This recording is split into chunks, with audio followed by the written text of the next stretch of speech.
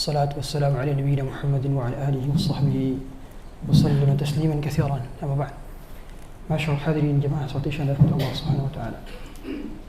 Malam ini menurut penanggalan ru'yah maka sudah masuk tanggal 1 Zulhijjah. Kalau malam kemarin menurut tanggalan Saudi sudah masuk 1 Zulhijjah, tapi kita karena ru'yatnya berbeda sehingga setiap negara memiliki ru'yat masing-masing.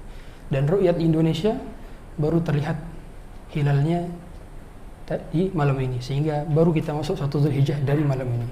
Dan bagi yang hendak berkurban maka terlarang untuk memotong kuku, mencukur rambut, mencabut bulu ketiak atau bulu kemaluan, dilarang sampai nanti sesembelihannya disembelih di hari 10, 11, 12 sampai 13 Zulhijjah.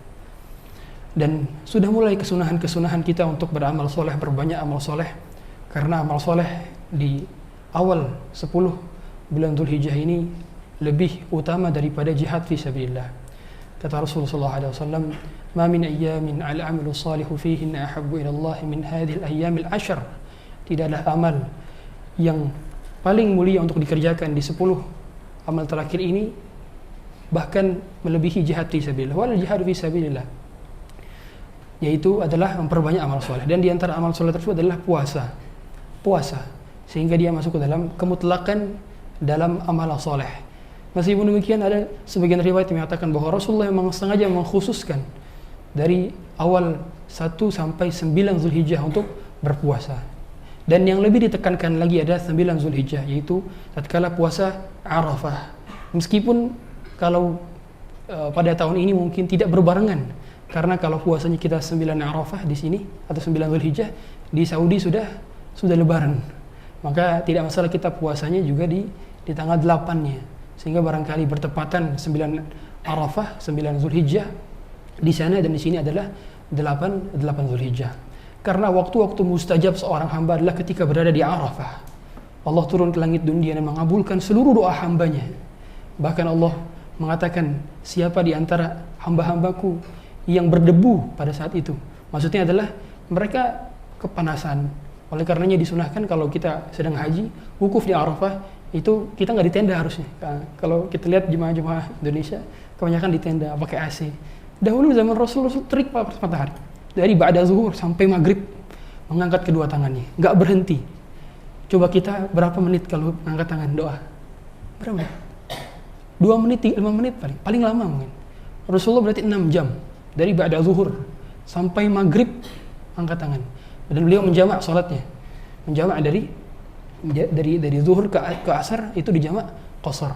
Jadi kalau haji itu sebenarnya singkat. Total pelaksanaan ibadah haji itu hanya 5 hari saja. Jadi 8 Dzulhijjah, Yaumut Tarwiyah, itu adalah harinya mengambil minum. Maksudnya adalah untuk persiapan nanti di Muzdalifah.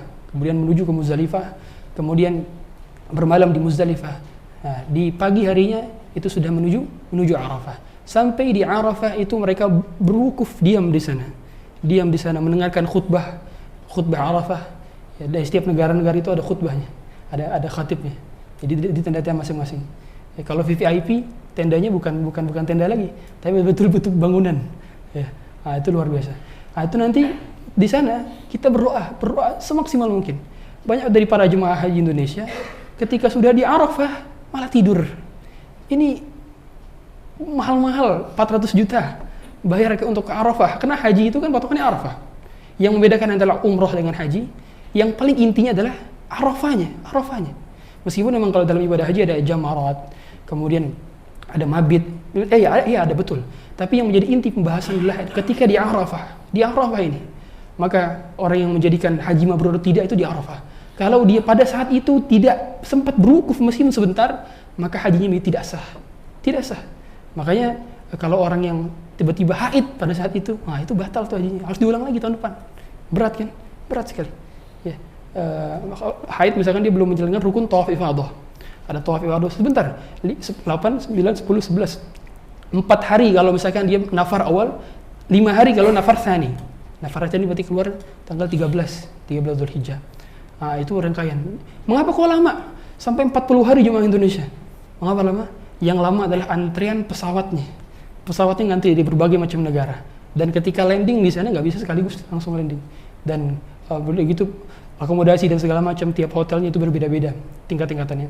Maka kalau orang yang mendapatkan undangan plus langsung dari sana melalui Haji Furoda, nah itu berbeda pelayanannya.